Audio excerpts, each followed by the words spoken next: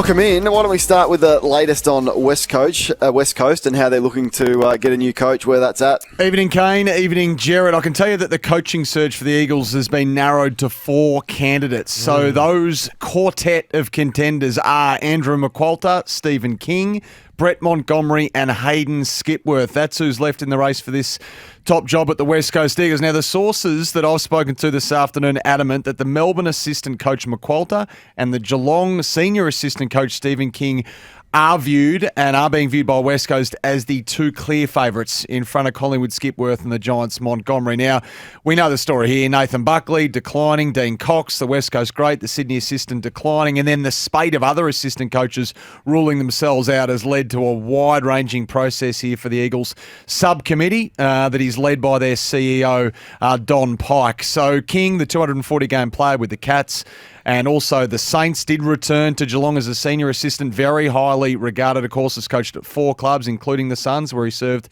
in an interim capacity. And there's McQualter, so a decade at Punt Road, where he too obviously served as an interim before Adam Uze's appointment. Now, the Eagles will hold their John Worsfold medal count on Thursday night. I'm not sure we'll get anything before then, but this is coming to a head now, finally, relatively quickly. Well, I said earlier in the piece that what I saw Stephen King do when he had control of the Suns was most impressive, so I'm not surprised he's on the short list. And I think from memory, Kane, Will Schofield said last week that he's got the job.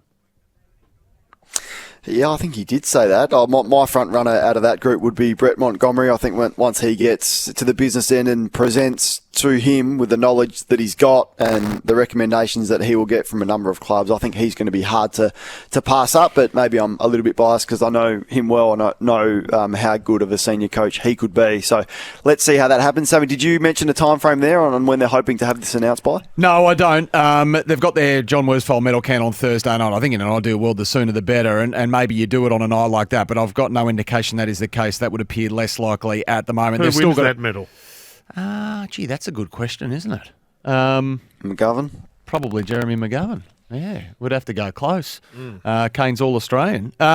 So, and all those 4 there, there's not really much more any of them could have done. Their resumes are stacked. Yeah. They've done their time, so they're in it to win it. Tom Morris's report, Kane, that St Kilda were working on that Godfather offer to poach Essendon captain Zach Merritt and the chance that they could indeed nab the midfielder. Now, Essendon was staunch today, as you would expect, that their captain's going absolutely nowhere, etc., etc. Nothing on the record from them. However, the Saints, for their part, well, they didn't deny Tom's story that they were positioning themselves for a raid on Merritt, but they did provide a statement distancing themselves from this conversation. Now, a St Kilda spokesperson said today, we have not approached his management with a contract offer for Zach to join St Kilda. There have not been any formal discussions on this topic with Zach or his management. We won't be making any further comment on this matter. So no formal discussions, obviously, is the noteworthy takeaway there. But really, this is a long shot. But, I mean, these things happen, and we know these conversations take place. Jeez, it was an interesting throw at the stumps, if nothing else. It was really creative recruiting. No point dying wondering, Gerard. That's fantastic stuff. Yeah, what you don't want Essendon to do here is Zach's been presented with clearly a huge offer, which has been reported. He's contracted long-term at the Bombers. You don't want Essendon to renegotiate this deal because someone's offered Zach Merritt more, so Merritt's management goes, oh, hang on, Essendon are paying me $750, St Kilda have offered me 1.2, let's bridge the gap. No, there's no bridging of the gap here. You signed the contract that you are happy to sign. It's the same as Waterman at West Coast. He's signed a contract, and just because he outperforms the contract, his manager goes to the club and says, I want to renegotiate and extend because there's another club willing to pay me more. That's all fine. Bad. That's all fine in theory. But that's all fine in theory. But what happens if the market dictates that he should be paid more and you risk losing him by not ACL the next year? Let him hang on, but just let him go. No, Sam, he's got 3-4 years left. Yeah, but what if he says, I'm just saying, run it through. The consequences are that if it builds to a stage where... So it's a bit like the Mac Andrews situation. The market determines what the player is worth. So if that should happen with Zach Merritt, no one's questioning his loyalty. I'm just saying, should it happen, then you'd be duty-bound to recontract him, wouldn't you?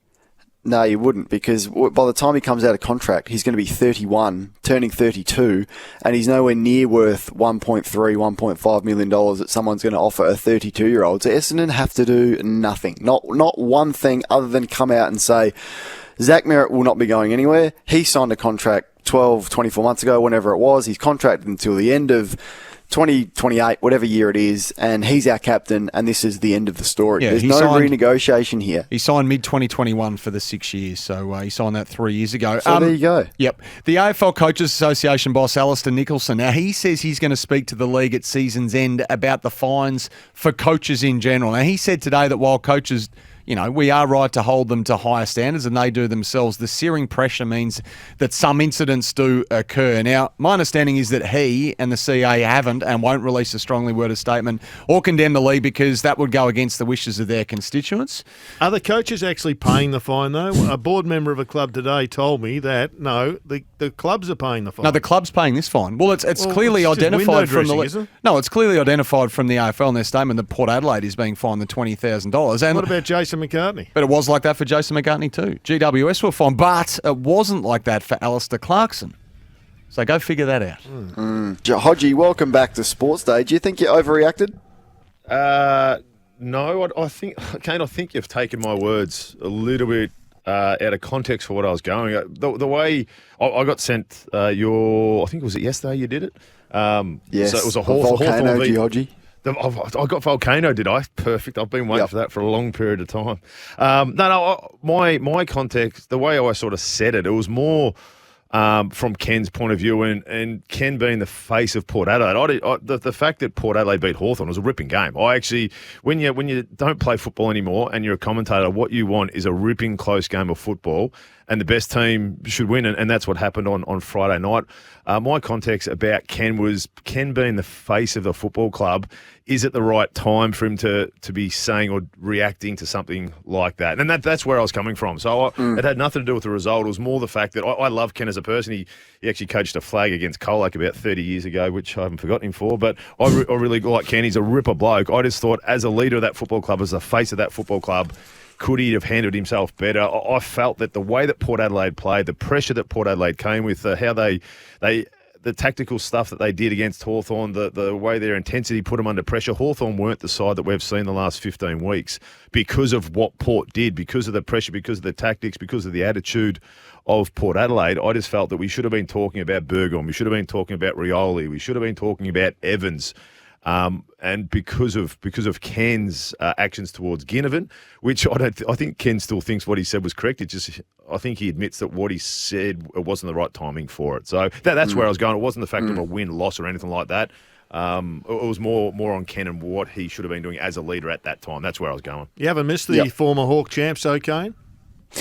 No, I just mentioned. I just played what Hodgie had said. I played what Jordan Lewis had said, and I just went through some of the great coaches that we've ever had, like the most competitive and best coaches, including Clarko, and I sort of played Clarko's greatest hits yesterday and suggested that the Hawthorn champions didn't have any issue with Clarko when they were winning 4 flags. That's totally wrong. So there was some action when he went at Matt Lloyd, I think it was, and you said that the boys didn't react. Well, mate, on the football field we couldn't. The next time I saw Matthew Lloyd after that was at and you've done some work, it was at the My Room Kids Cancer Charity. It was a walk from the Royal Children's Hospital to Arden Street, and I went straight up to Matt and said, mate, I apologise for what happened, what was said during the game, what was said after. Well, actually, during the game's okay. What was said after the game and in the media was wrong, and I apologised to Matt at the Royal Children's Hospital. He was all shaky when I went up because he didn't. The time I saw him before that, I was trying to hit him at the start of the third quarter when he got sorely. But I am a massive believer in between the first siren and the last siren, you can beat up on each other. You can do whatever you need to. Sometimes you cross the line, and I know I did. But as soon as that siren goes, I'm a massive believer that you go and shake your hand no matter what happens in between the game, and you move on to the next week. If you want to talk banter before the game, all good and well. But I'm a big one. As soon as that siren goes, you shake hands, you move on, and then whether you win or lose, you do it in the right manner. All right. So is there any part of you that thinks it's good theatre for the game? I also showed sort of Kevin Sheedy throwing his jacket around and Brad Scott trying to run through Kingy and Chris Scott having words with Ballantyne, Mick Malthouse and what he had done. There's some level of me that thinks that this is not a bad thing for the game, and the AFL have overreacted here. I will send you the clip that I said on Channel 7 that next night. I said, as far as TV, as far as entertainment, I loved it. And it was like, it had everyone up and about, it had the players. It was great TV. It was unreal to watch. I was more coming from a leader, a Ken point of view. That's where my comments come from. And I said the next night, I said, there's no way Ken should be fined. Jason McCartney got fined because he made physical contact with a player. There's no way Ken should have been fined. And if I was a CEO or president of Port Adelaide, I'd be going and challenging the AFL because all he did was made comments. He said he shouldn't have done that. And that's where you slap him on the wrist and give him a suspended fine for next time if it does happen. So I'm a big believer that it was great entertainment. I'm a big believer that he should not have been fined. But I'm also a big believer in the fact that the face of your football club shouldn't be acting like that after a really good close win. Yep. And I think he's apologised a number of times. Let's move on. Hang on. He didn't apologise because... Three times he apologised. Did he say sorry? Did he? I don't think he said sorry. But and I'll explain why. I shouldn't have done it. I apologise to the boys. To his boys, he didn't apologize. But what I'm saying is he believes what he said. And that's the thing, 100%. He believes, and fair enough, because what Ginnivan said gave them so much motivation. And we spoke about this last week, saying anyone who doesn't think that Port are going to use that as motivation has never played a competitive sport in their life, because 100%. People were saying I was an old fuddy-duddy. I'm younger than every AFL coach in there, and I thought I'd use that. So what do you reckon the old school people are going to use? So that's where Ken said Ken said he shouldn't have said it. He never said, I'm sorry for what I said, because what he said, he actually 100% believes and still believes to this day. He just mentioned that he probably shouldn't have said it at that time. Yeah, I thought he was pretty contrite with what he had said 3 times. For Roaming Brian, press conference, SEN the press conference, time. they said, in the press conference, they said, so would you like to apologise? He goes, I'll just leave that where it is. And that was part of the AFL's view in determining it too, by the way. AFL kidding themselves, aren't they, Sam? That's overreaction. AFL's an overreaction. I agree with you. Don't defend the AFL here, Sammy. I agree with you. The fine is over the top. With Kane right now. This is not right. However, the AFL's view in determining it was the message to lower leagues. I know people don't like to hear that, but they hated the look of that. And the fact that he didn't actually apologise at any stage. So I think that all went into it, Kane. You don't think there was any level of contrition? Oh, I do, and yeah. Him saying that I shouldn't have done that. In hindsight, I shouldn't have let my emotions get the better of me. Yeah, I thought there was full contrition and remorse and regret, and he laid it all out there. I'm just telling you, the view from head office was that there was no apology. Is there any Port Adelaide going to challenge that to sort of say, hang on, I understand you wanted to whack him hard because it wasn't a great look for as much as it was entertaining. It wasn't a great look. They can't go and challenge the fact that.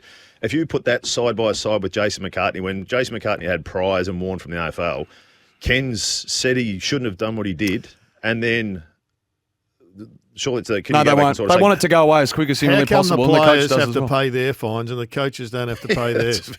Well, as I said, it's just a nonsense. You're finding a club that's got a budget of $20 million, 20 grand. They felt that they had a responsibility for their senior coach. Yeah, I know. It's a $20,000 fine and a budget of how much? And it's outside the soft cap as well. If I was Butters, I'd be going there saying, hang on, I've been fined $37,000. Can I get a bit of a chop out as well? Jared Waite got suspended back in the day by his own club because he was getting fined so many times. Well, you mentioned you wanted to speak about the footy, Hodgie, but what did you like? Well, pretty much what I touched on then, Kane. I think if you're a Port Adelaide supporter, you would have walked away from that Geelong game. And I know I went back and watched it and I thought, how are these guys going to beat a team like Hawthorn who are in rare form and probably being the informed team going into it? But you sort of, and it comes down to that attitude, whether it was Ken who used the Ginnivan thing as motivation or whether the fact it was the Port players had enough pride to stand up after what they put in. I showed some clips before the game of it was Rosie, there was Irk Thatcher, there was Horn Francis, there was Ollie Wines. There was a number of, I guess, defensive failures that they just looked like they didn't care. What I saw on the weekend was every Port Adelaide player that pulled that jumper on cared about their performance on the weekend, and it was led by Butters. Like we spoke about him last week getting subbed off and how's he going to... He had 2 collisions in the space of about 5 minutes where I sat back and thought, tell you what, as if that bloke's sitting there telling his teammates, I'm going to do everything I possibly can to help you guys win tonight. It started with that ferociousness. It started with Willie Rioli and his attitude and his intent. He wanted to hurt someone. He wanted to get the ball. He wanted to be active in the game. He set things up. And then this is what we should have been talking about after the game. Are we surprised that there's another Buddy Burgoyne that plays for Port Adelaide that just owns the field and hey, let's just put him to half back, considering he's played there for about half a game in the whole season, and he sat back and he just controlled. He had 26 touches, he had intercept possessions.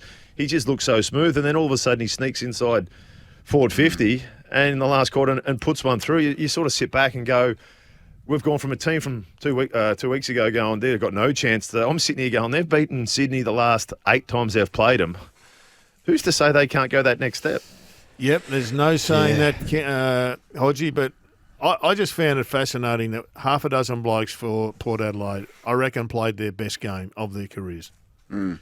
Well, if you look at Logan Evans, Logan Evans, sitting across there as well, 570 metres gained for the game. So you sort of sit back, another person, you look at, there's no Burton, there's no Farrell, there's no Houston. How are they going to transition the ball through a pretty good defensive Hawthorn team?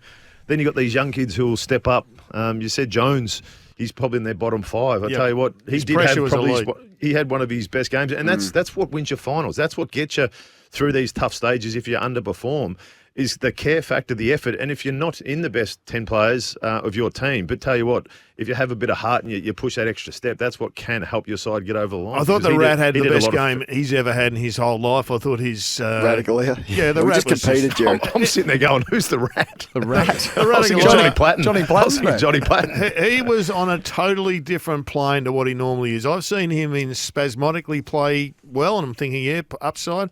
But his brain was switched on 100 minutes out of 100 minutes. The issue is, can the Rat and Co. reproduce that form next week or something close to? And ultimately, who does Ken bring in for Marshall?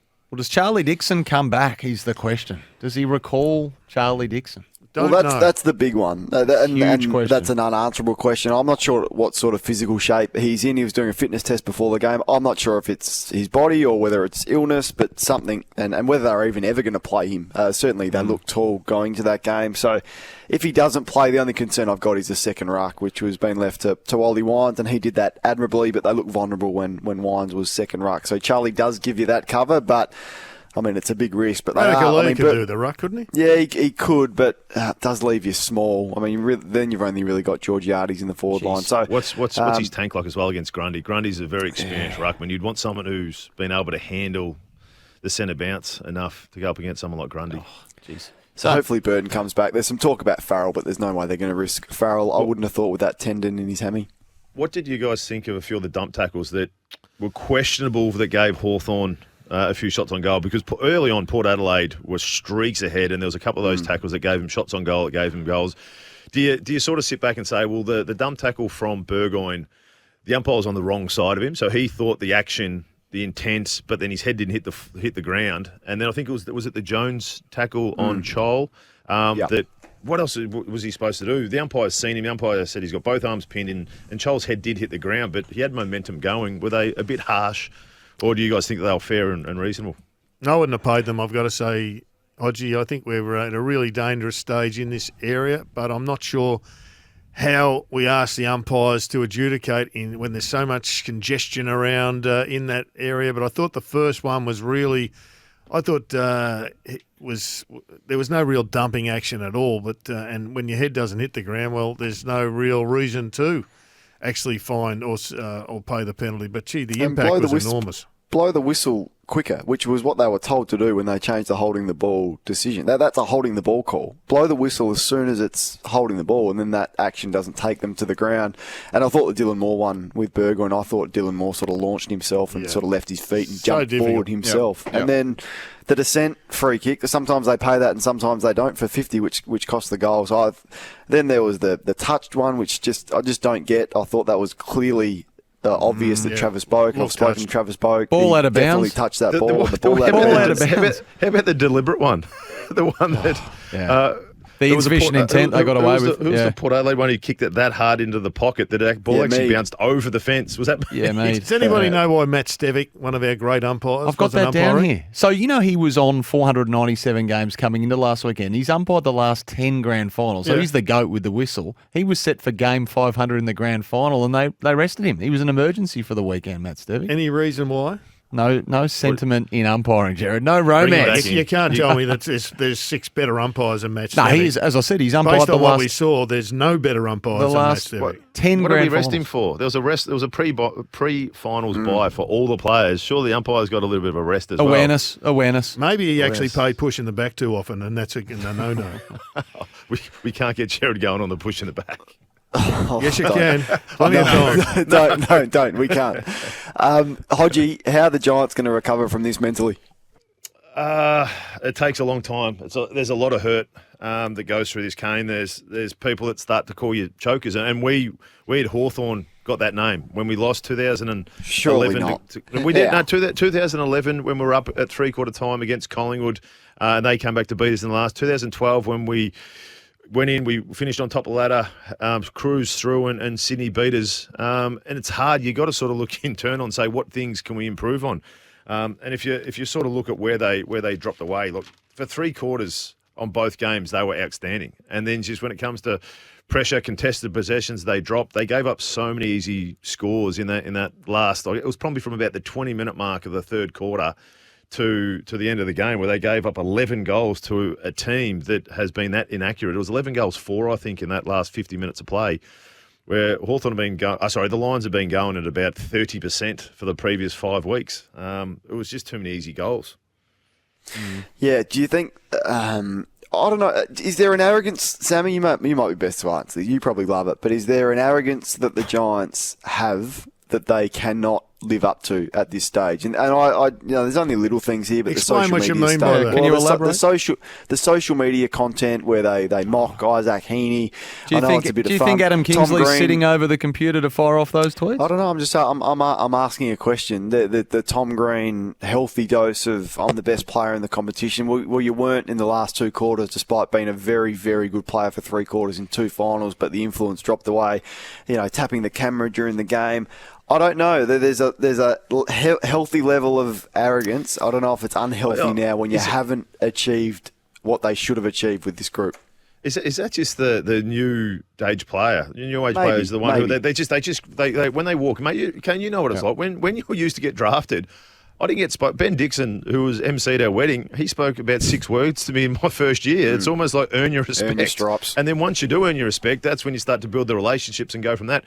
Times have changed where you have to, kids that get drafted, the senior players go and pick them up and they go and get them to stay at their house and they make them feel needed at the football club because that's how you get them to play their best footy earlier on. I just think that's the part of their natural instinct there. They walk in and they just feel more happy. Regardless of what you call it, there's a fine line between confidence and arrogance.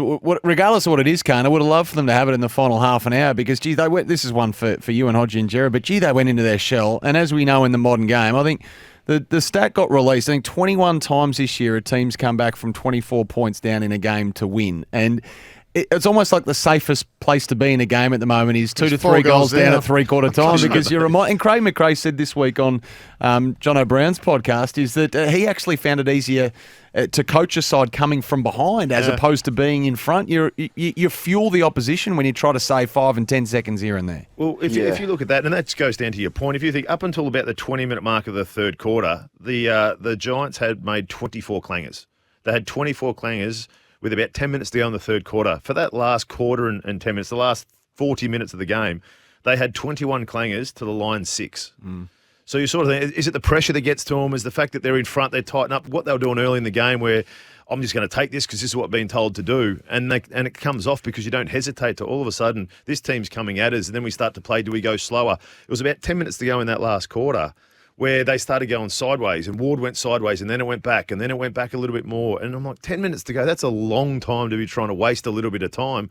If it was tactical and they were trying to suck up the Lions to try and man them up to pierce gaps, but it just looked like they were just holding onto the ball because they were panicked to make another error to give up another goal. And normally when you start thinking like that, more clangers come. The easiest Give us an insight into... Sorry, Jerry. Give us an insight into Zorko, Hodgie, because I thought he was... he has a vulnerability about him where you can get under his skin. And it was like the full Joe Danaher experience. It was the full Zorko experience for that game. I thought he was... a poor example, really. Free kicks off the ball. I think there was a 50 or certainly a reversal that he gave away. He had 2 goals kicked on him from a disciplined opponent. But then his ability, and speak about confidence in yourself, to turn that around and really significantly influence the game late. 2 clutch goals. I thought he was just on the move. He was aggressive. What's he like as a teammate, Dane Zorko? Yeah, I guess there's the pros, and it's like anyone. There's the pros and the cons. And Dane, when he's playing the football that he wants, he'll do anything for anyone. He'll run and create. He'll take the game on. He backs his confidence. As you said, when he kicked those 2 goals, do you know what position he was playing? Half-back flank. He was playing half-back. Yeah, he just pushed himself forward. But that's the thing. He summed it up and realised that if we have forward lines, and Kane, I think you mentioned at the start that the Lions forward line wasn't that active. Like, they had some pretty poor games throughout early. So he's thinking, well, I might need to do something. And you might as well lose in a final like that. You might as well lose. This goes back to your point, Sammy. You might as well lose by 40 points and have a chance of winning than lose by 20 by being safe. Well, in a semi, you're rolling the dice completely. Exactly right. I think the part which, if I was coaching against him, I'd be getting someone close attention to, yes, try and hit the scoreboard, but also just get under his skin, antagonising him to him. Because what we've seen in the past is if you do that, even though he has got a lot better than where he was, if you can get under his skin, he might give away that free kick, or he might not man up, or he might get frustrated and take his mind off what he's supposed to be doing, and that's getting the ball off the half-back line and setting them up. But definitely there's parts of the game that you could try and exploit him. The old Rainer got he got sucked in by a number of times. Yeah. Himmelberg owned him. He's a good selection because he's got the pace to go with him. He's got the strength, and he's also just got a little shade of height against him. So it was a really good matchup, but unfortunately he had no real concept of how to work his way through it.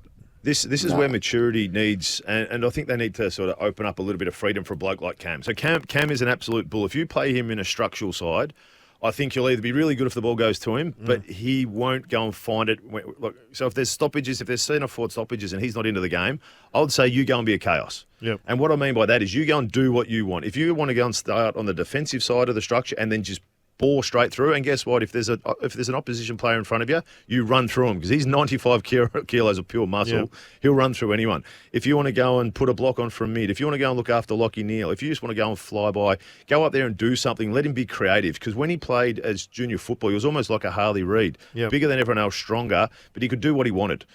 So rather than having him in a forward flank or a forward pocket and having 6 touches up until halfway through the third quarter, I'd say have a bit of freedom, mate, because all it is, it's 10 minutes, then go back and do it. And then I'll do the same for Bailey. I'd be a less structured forward line if those two blokes are being a bit quiet and the ball's not getting down there, because I think up till about half-time, they would have had around 20 inside 50s, and they weren't going to get it. Rule number 1 against the Lions, you must tag Lachie Neale, probably Zorko as well. Who does Chris Scott put on Lachie Neale? Oh, is it a Bose or one of those types? Well, I don't think there's the obvious answer here. I mean, O'Connor's done it before. It won't be him. He's not playing. And then they might go, well, we took on Port Adelaide with Horn, Francis, Butters and Rosie and destroyed them to the likes that no one has ever destroyed a team. I think it was Chris Scott's best performance from stoppage, 54 points in front. So maybe they do back themselves in a little bit. Although the last time these two played a big final at the MCG, they did a team job on Lachie Neale. Did a bit of Joel Selwood. It was... O'Connor, they've maybe. also got also blitz halves. Blitz halves in the prelim 2020. This is the flexibility that Chris Scott has, having blitz halves in his team. He's an unbelievable player. They had Stanley playing in the ruck. Blitz halves was starting as a midfield tagger. And then the ball went out. There was a stoppage. There was a boundary thrown on the wing. So Stanley went behind the ball. Blitz halves took the ruck. And then the Lions went it to D50. Stanley took the ruck, and blitz halves went straight back to Lachie Neale. So it could be a little bit of a mix like that. Lachie went with his foot injury. Is his agility just as good? Can he push off? I'd be putting a bigger body on him just to make sure you squash him into that stoppage. And if he does get it, have a bigger, stronger person like a blitz half just to not let him use his strength to get the ball away. And Will Ashcroft may be their best midfielder now, Hodgie, already. Well, tell you what, if it wasn't for Will Ashcroft Kane, I don't think they would have got there. They put him in. They've got such a loyal midfield, and the ones that they've continued to go back with over the last 4 or 5 years, the last 3 with Dunkley, but it's been Lachie Neale, it's been Hugh McCluggage, and it's been Dunkley, and they weren't getting it done. So they spun the wheels, they put in Will Ashcroft, and all of a sudden there was 3 clearances in a row. He got it out, and I think he had 17 touches in the second half, almost double figures contested possession clearances, score involvements. But in a final, do you go back to the young kid, or do you go back to the 3 that have been putting you there? Do you go back with your Dunkley, Lachie Neale, and Hugh McCluggage and just keep Will Ashcroft up your sleeve in case you need him, or would you throw him back in there, Kane? I'd probably start. I'd probably give the A grade as the first opportunity, but I wouldn't be waiting until halfway through the third quarter if they don't get it done.